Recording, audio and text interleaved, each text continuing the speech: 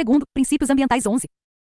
Os princípios do meio ambiente moldam a concepção fundamental e a política procedimental de racionalidade de proteção do meio ambiente. Desse modo, conforme mencionado, são base para a formulação dos critérios a serem considerados na análise da gestão ambiental. 1. Equilíbrio ecológico enunciado. O homem tem direito fundamental a condições de vida satisfatórias, em um ambiente saudável, que lhe permita viver com dignidade e bem-estar em harmonia com a natureza, sendo educado para defender e respeitar esses valores. 12. A Constituição brasileira garante a todos o direito ao meio ambiente ecologicamente equilibrado, essencial à sadia qualidade de vida. Artigo 225, caput. Esse direito advém de outro, o direito fundamental à vida, expresso no artigo 5º, caput, da mesma norma. A Lei 6.93881, por sua vez, em seu artigo 2º, caput, estabelece como objetivo da Política Nacional do Meio Ambiente a preservação, melhoria e recuperação da qualidade ambiental propícia à vida, visando assegurar no país condições ao desenvolvimento socioeconômico aos interesses da segurança nacional e a proteção da dignidade da vida humana. Em adição, o artigo 4º, inciso 6º, reafirma o objetivo de preservar e restaurar os recursos ambientais, tendo-se como alvo sua utilização racional e disponibilidade permanente, concorrendo para a manutenção do equilíbrio ecológico propício à vida. Esses dispositivos combinados demonstram que o princípio ora em destaque foi acolhido pela legislação brasileira. Conforme se pode concluir, o direito ao meio ambiente ecologicamente equilibrado encontra significado dentro dos limites de uma visão antropocêntrica. Preserva-se a qualidade ambiental com a finalidade de garantir vida digna e saudável ao homem. É exatamente esse o objetivo pretendido pelo texto legal exposto. 2. Desenvolvimento sustentado enunciado. O homem tem direito ao desenvolvimento sustentável, de tal forma que responda equitativamente às necessidades ambientais e de desenvolvimento das gerações presentes e futuras. 13. Na Constituição Federal, esse princípio está contemplado no artigo 225, caput, dispositivo, que afirma ser o meio ambiente bem de uso comum do povo, essencial à sadia qualidade de vida. Seu texto impõe ao poder público e à coletividade o dever de defender e preservar esse bem, para que as gerações presentes e futuras possam usufruir de seus recursos. Há aí a ideia de fruição, que possibilita o desenvolvimento, e a ideia de defesa e preservação, que permitem a sustentabilidade desse processo de desenvolvimento. Em adição, o artigo 170 da Constituição coloca a defesa do meio ambiente como um dos princípios orientadores da ordem econômica, que tem por objetivo garantir a todos existência digna. Dispositivos da Lei 6.938 dão também suporte à adoção do princípio em tela. O artigo 2º, caput, atribui à preservação, a melhoria e a recuperação da qualidade ambiental a condição de meio de 11. Todos os trechos citados como enunciado dos princípios são de autoria de Machado, 1996, com exceção daquele que enuncia o princípio da ubiquidade, de autoria de obtenção do desenvolvimento socioeconômico. Por sua vez, o inciso I do artigo 4º estabelece o objetivo de tornar compatíveis o desenvolvimento econômico e social e a preservação da qualidade ambiental e do equilíbrio ecológico. Finalmente, o inciso 6º do mesmo artigo aponta como alvos da Política Nacional do Meio Ambiente, entre outros, a utilização racional e a disponibilidade permanente dos recursos ambientais. 3. Precaução enunciado. Quando houver perigo de dano grave e irreversível, a falta de certeza científica absoluta não deverá ser utilizada como razão para adiar-se a adoção de medidas eficazes em função dos custos, para impedir a degradação do meio ambiente. 14. Desse modo, se há perigo de o resultado de uma ação causar dano grave e irreversível ao meio ambiente, sem a necessidade da certeza absoluta de sua ocorrência, devem-se tomar todas as precauções para que o mesmo não ocorra. Inclui-se aí a precaução de não se realizar a ação, caso necessário. A adoção desse princípio possibilita o alcance de objetivos estabelecidos pela legislação ambiental. Assim, se o objetivo é o de preservar o meio ambiente para as presentes e futuras gerações, como garante a Constituição, diante do dano grave e irreversível iminente, não se pode adiar ou deixar de realizar ação que o previna, devido à falta de certeza absoluta de sua ocorrência de tal dano. Da mesma forma, a preservação dos recursos ambientais e a compatibilização do desenvolvimento socioeconômico com a preservação da qualidade do meio ambiente e do equilíbrio ecológico, objetivos visados pela Política Nacional do Meio Ambiente, Lei 6.938, somente são alcançáveis se observado o princípio mencionado. 4. Prevenção enunciado. O poder público e os particulares devem prevenir os danos ambientais, havendo correção, com prioridade, na fonte causadora. 15. As estratégias preventivas são fundamentais. Tal afirmação fundamenta-se na ideia de que, na maior parte dos casos, é muito mais interessante prevenir danos ambientais que remediá-los, tanto do ponto de vista econômico quanto do ambiental. O princípio da prevenção vem crescendo de importância desde a Conferência de Estocolmo, em 1972, sendo visto atualmente como um mega-princípio do direito ambiental. 16. A dificuldade ou impossibilidade de reversão ou reparação do dano ambiental o ergueu a essa condição. Como reconstruir uma floresta devastada, quando não se conhece, ao menos, o que lá existia? Como reconstituir espécies extintas? Como recriar um equilíbrio construído ao longo de milhões de anos? Diante da impotência do sistema e face à impossibilidade lógico-jurídica de fazer voltar a uma situação igual à que teria sido criada pela própria natureza, adota-se, com inteligência e absoluta necessidade, o princípio da prevenção do dano ao meio ambiente como verdadeira chave mestra, pilar e sustentáculo da disciplina ambiental, dado o objetivo fundamentalmente preventivo do direito ambiental. Grifo do original, 17, quando a Constituição Federal e a Lei 6.93881 referem-se ao dever de preservação da qualidade do meio ambiente, a ideia, contida na essência desse objetivo, da obrigação de que as devidas providências sejam tomadas para que o equilíbrio ecológico não fique comprometido. Conclui-se que devem prevenir-se danos à qualidade do meio ambiente. A atitude de correção é, portanto, apenas complementar, ou seja, ocorre quando a ação preventiva não for efetiva, o que não pode ser a regra. O artigo 225, 3, deixa claro que condutas e atividades consideradas lesivas ao meio ambiente são condenáveis, pois, caso ocorram, a obrigação de reparar o dano causado soma-se à sujeição a sanções administrativas e penais aplicáveis. Subentende-se, portanto, que o correto teria sido prevenir o dano. Do mesmo modo, a omissão por parte do poder público de praticar ação exequível que previna o dano, dado o dever de defender e preservar o meio ambiente, pode ser considerada conduta lesiva ao mesmo. Indo ao encontro da observância desse princípio, a legislação estabelece uma série de formas preventivas de proteção ambiental. Podem-se citar, entre outras, a criação e manutenção de unidades de conservação, a exigência da realização do estudo prévio de impacto ambiental e a promoção da educação ambiental. Para que se atue preventivamente, a variável ambiental deve ser incorporada ainda na fase de elaboração da política econômica e das políticas públicas setoriais, assim como no planejamento de programas, projetos e atividades públicas e de empreendimentos do setor privado. 5. O poluidor pagador enunciado. Quem polui deve pagar, e assim, as despesas resultantes das medidas de prevenção, de redução da poluição e da luta contra a mesma devem ser suportadas pelo poluidor. 18. A União Europeia definiu esse princípio da seguinte forma: as pessoas naturais ou jurídicas, sejam regidas pelo direito público ou privado, devem pagar os custos das medidas que sejam necessárias para eliminar a contaminação ou para reduzi-la ao limite fixado pelos padrões ou medidas equivalentes que assegurem a qualidade de vida, inclusive os fixados pelo poder público competente. 19. Essa obrigação não recaía apenas sobre atos praticados ilicitamente. O caráter objetivo da responsabilidade por danos ambientais obriga a que também a prática de atos lícitos, quando configurarem causa desses danos, sujeitem seus agentes a repará-los. Na Constituição Federal, esse princípio foi acolhido pelo artigo 225, terceiro, que ordena: as condutas e atividades consideradas lesivas ao meio ambiente sujeitarão os infratores, pessoas físicas ou jurídicas, a sanções penais e administrativas, independentemente da obrigação de reparar os danos causados.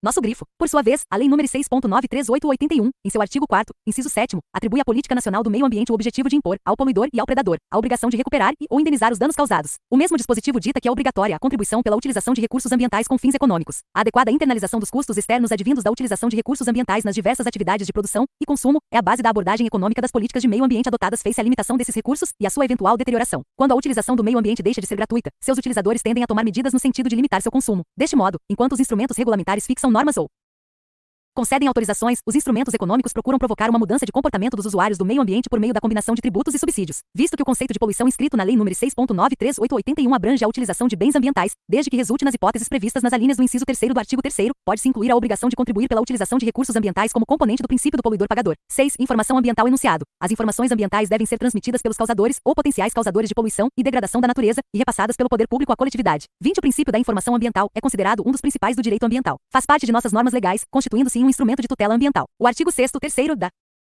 Lei 6.93881 está diretamente relacionado a esse princípio. De aplicação mais geral, o artigo 220 caput e 4º da Constituição Federal prevê o direito à informação, incluindo, implicitamente, a informação ambiental. Art. 6º, terceiro, os órgãos central, setoriais, seccionais e locais do CISNAMA deverão fornecer os resultados das análises efetuadas e sua fundamentação, quando solicitados por pessoa legitimamente interessada. Lei 6.938 art. 220. A manifestação do pensamento, a criação, a expressão e a informação, sob qualquer forma, processo ou veículo não sofrerão qualquer restrição, observado o disposto nesta Constituição. Confira nosso grifo. A informação é um poderoso instrumento gerencial, pois a tomada de decisões exige o conhecimento das alternativas de ação possíveis e de suas consequências prováveis. Para isso, no caso da gestão ambiental, é necessário que se obtenha uma série de dados relativos ao estado do meio ambiente e as implicações de cada ação alternativa. A Lei nº 6.93881 estabeleceu diversos instrumentos relacionados à coleta, utilização, fornecimento de informações. Em conjunto, eles possibilitam o exercício da gestão ambiental tanto pelo poder público quanto pela iniciativa privada. Art. 9 são instrumentos da Política Nacional do Meio Ambiente.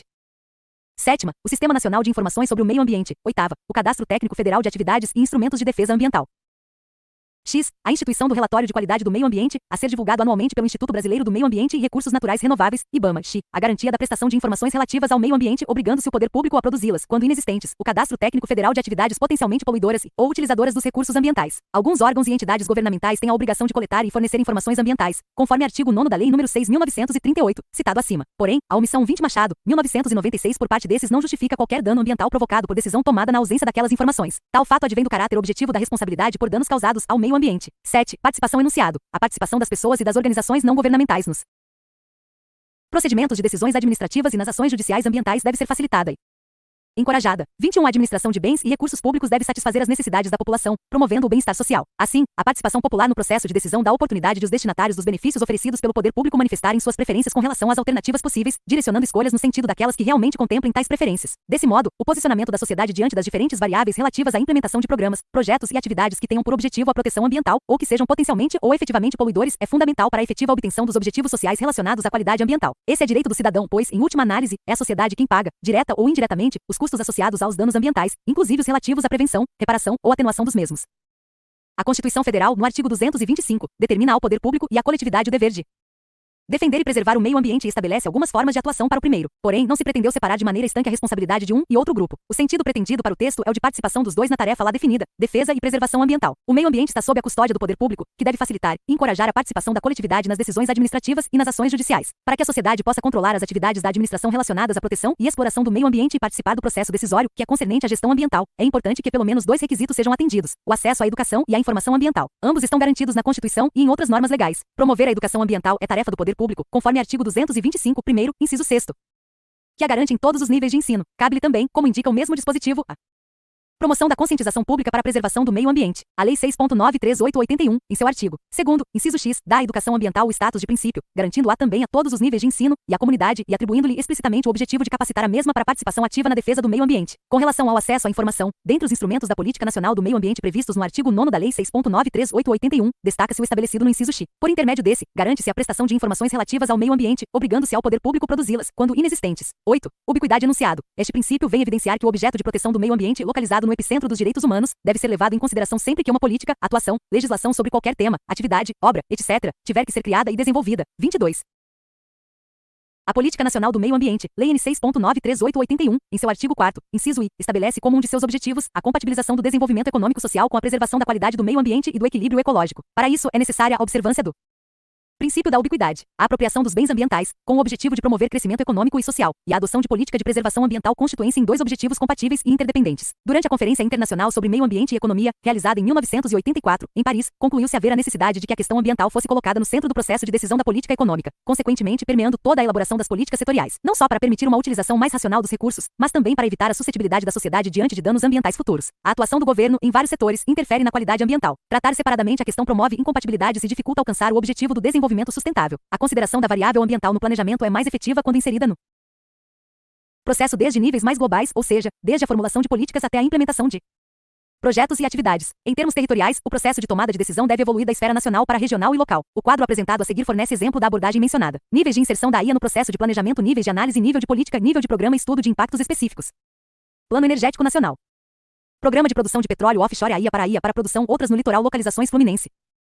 A inserção da preocupação com a proteção ambiental apenas nos níveis de atuação que causam diretamente impactos, por sua vez, traz problemas importantes. O inconveniente de um estudo sobre um projeto é que frequentemente não se pode constatar senão uma situação encontrada, sem ser possível proporem-se verdadeiras alternativas. Poder-se-ia discutir o traçado de uma autoestrada, com a mudança em alguns quilômetros, mas os inconvenientes ecológicos subsistiram, quando teria sido possível em um estudo mais global a nível do planejamento dos transportes, medir mais adequadamente as influências sobre o ambiente de uma rede de autoestradas em relação ao desenvolvimento das estradas de ferro ou do aperfeiçoamento da rede rodoviária existente. O mesmo exemplo pode ser dado a propósito da construção de uma central nuclear, cujo impacto local sobre o ambiente não é problema principal, mas o impacto global do nuclear frente a outras fontes de energia. Parece, pois, necessário preconizar, de modo indissolúvel, o estudo de impacto a nível dos projetos, como a nível dos planejamentos. Claude Lambrechts e Michel Prieur, 23 e Machado, 1996. Existem alguns métodos que têm a finalidade de inserir a variável ambiental no processo de tomada de decisão. Esses métodos não fornecem soluções exatas, mas contribuem significativamente por disponibilizarem informações obtidas sob diferentes enfoques. A análise pelo auditor da adequada utilização dos métodos disponíveis deve basear-se na literatura especializada, que os descreve mais detalhadamente. Utilizam-se esses métodos com o objetivo de estabelecer comparação entre vantagens e desvantagens da ação que se quer implementar. Eles variam conforme a regra de decisão ou a técnica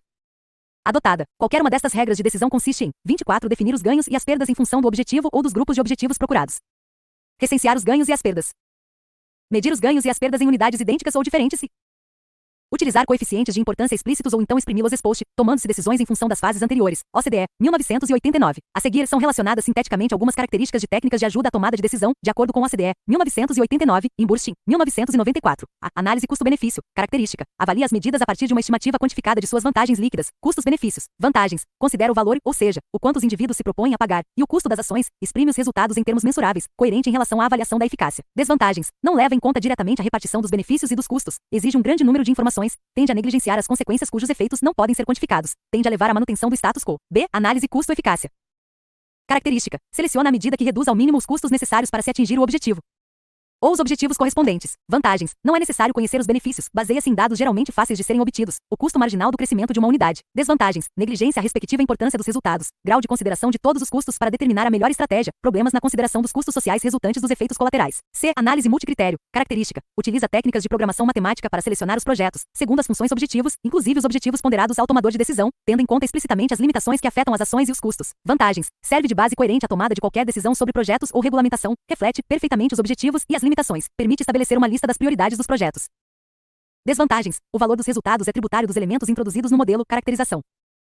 E a lista do processo de decisão deve fornecer os coeficientes de ponderação a serem atribuídos aos objetivos, necessita de um grande número de informações para a estimativa quantificada. D. Análise riscos-benefícios. 24 Burstein, 1994. Característica. Avalia os benefícios de uma medida em relação aos seus riscos. Vantagens. Estrutura voluntariamente pouco definida, visando permitir uma flexibilidade, concebida para permitir a consideração de todos os riscos, benefícios e custos. Não é uma regra de decisão automática. Desvantagens. Muito vaga. Fatores considerados como mensuráveis não a são. E análise decisional. Característica. Analisa por etapas as consequências de escolhas efetuadas na incerteza. Vantagens. Permite utilizar diferentes objetivos, torna as escolhas explícitas implícitas, reconhece explicitamente a incerteza. Desvantagens. Os objetivos nem sempre são claros, o mecanismo de escolha das ponderações não é bem definido. F. Avaliação de impacto ambiental.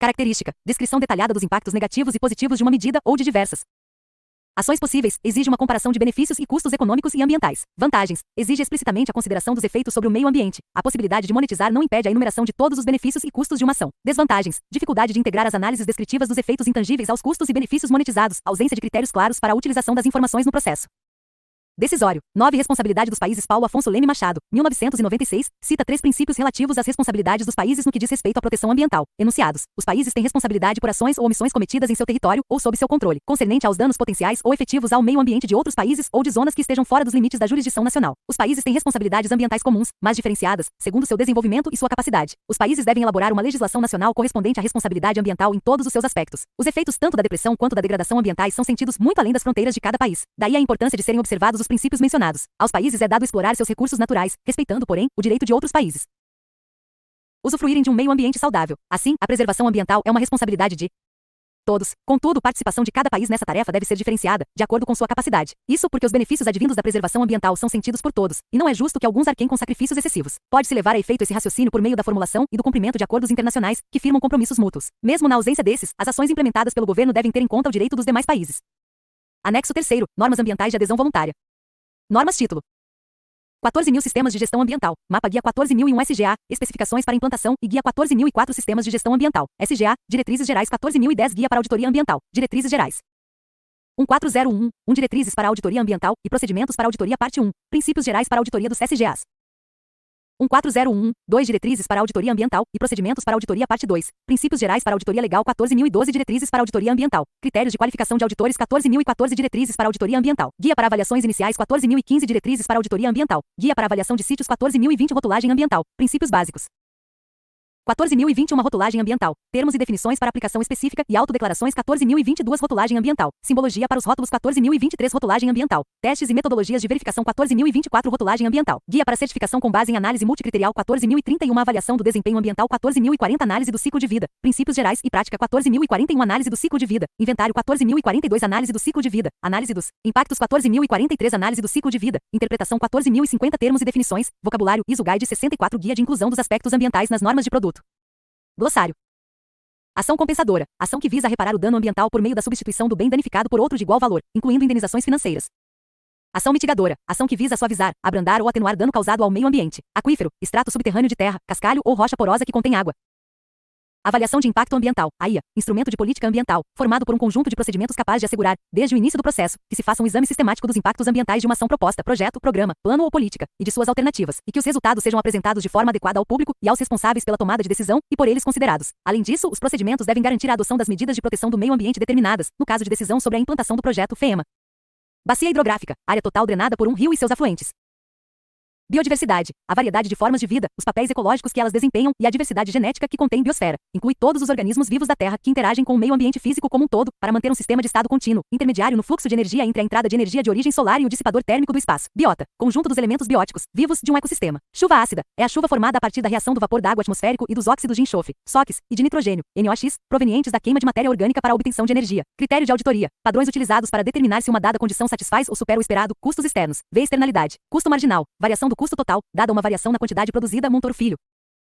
Degradação, segundo a Lei nº 6.938/81, é a alteração adversa das características do meio ambiente. Muitas vezes, porém, o termo é utilizado quando as alterações ambientais referem-se apenas aos recursos renováveis, em contraste com o termo depressão, que é a diminuição dos recursos não renováveis. Depressão é a diminuição dos recursos ambientais não renováveis. Desenvolvimento sustentável, desenvolvimento que satisfaz as necessidades da geração atual sem comprometer a capacidade de as gerações futuras satisfazerem suas próprias necessidades. Economicidade, minimização dos custos dos recursos utilizados na consecução de uma atividade, sem comprometimento dos padrões de qualidade. Ecossistema, chamamos de sistema ecológico ou ecossistema qualquer unidade. Biossistema, que abranja todos os organismos que funcionam em conjunto. A comunidade biótica, numa dada área, interagindo com o ambiente físico de tal forma que um fluxo de energia produza estruturas bióticas claramente definidas e uma ciclagem de materiais entre as partes vivas e não vivas, grifo do original.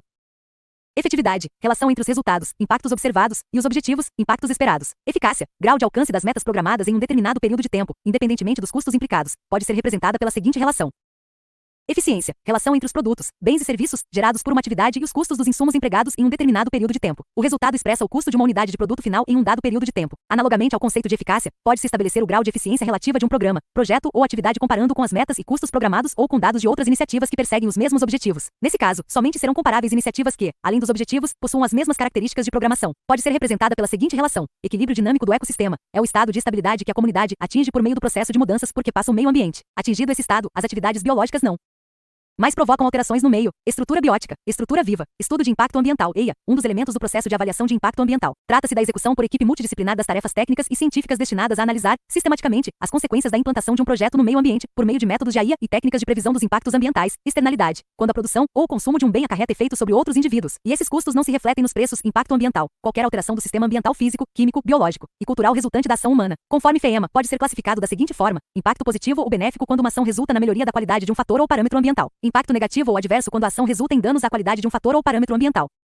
Impacto direto, quando resulta de uma simples relação de causa e efeito, também chamado impacto primário ou de primeira ordem. Impacto indireto quando é uma reação secundária em relação à ação ou quando é parte de uma cadeia de reações, também chamado impacto secundário ou de enésima ordem, segunda, terceira, etc., de acordo com sua situação na cadeia de reações. Impacto local quando a ação afeta apenas o próprio sítio e suas imediações. Impacto regional quando um efeito se propaga por uma área, além das imediações do sítio onde se dá a ação. Impacto estratégico quando é afetado um componente ou recurso ambiental de importância coletiva ou nacional. Impacto imediato quando o efeito surge no instante em que se dá a ação. Impacto a médio ou longo prazo quando o efeito se manifesta depois de decorrido certo tempo após a ação. Impacto temporário quando o efeito permanece por um tempo determinado. Impacto permanente, quando, uma vez executada a ação, os efeitos não cessam de se manifestar no horizonte temporal conhecido. Licenciamento ambiental é o processo por meio do qual o órgão competente analisa e concede, quando pertinente, autorização para que se seja implementada a construção, instalação, ampliação e funcionamento de estabelecimentos e atividades utilizadoras de recursos ambientais, considerados efetivos ou potencialmente poluidores, bem como os capazes, sob qualquer forma, de causar degradação ambiental. Padrões ambientais podem ser agrupados em padrões de qualidade ambiental e padrões de emissão de poluentes. Estes indicam valores máximos permitidos para o lançamento de poluentes. Aqueles apontam condições de normalidade da água, do ar e do solo. PNB, Produto Nacional Bruto, renda que pertence efetivamente aos nacionais. É o PIB mais a renda líquida do exterior, dada pela diferença entre a renda recebida e a renda enviada, na forma de juros, lucros, royalties e assistência técnica. Poluidor, a pessoa física ou jurídica, de direito público ou privado, responsável, direta ou indiretamente por atividade causadora de degradação ambiental. Lei nº 6.938. Recursos ambientais. Recursos ambientais: a atmosfera, as águas interiores, superficiais e subterrâneas, os estuários, o mar territorial, o solo, o subsolo, os elementos da biosfera, a fauna e a flora. Lei nº 6.938. Recursos naturais: o patrimônio nacional nas suas várias partes, tanto os recursos não renováveis, como jazidas minerais, e os renováveis, como florestas e meio de produção. Carvalho, 1981, em FEEMA. Tutela imediata, tutela direta, tutela mediata, tutela indireta, unidades de conservação, sítios ecológicos de relevância cultural criadas por atos do poder público, estações ecológicas, reservas ecológicas, áreas de proteção ambiental, especialmente suas zonas de vida silvestre e os corredores ecológicos, parques nacionais, estaduais e municipais, reservas biológicas, florestas nacionais, estaduais e municipais, monumentos naturais, jardins botânicos, jardins zoológicos e hortos florestais. Vetor, portador, usualmente artrópode, que é capaz de transmitir um agente patogênico de um organismo para o outro. Zoneamento ambiental, destinação, factual ou jurídica, da terra a diversas modalidades de uso humano. Como instituto jurídico, o conceito se restringe à destinação administrativa fixada ou reconhecida.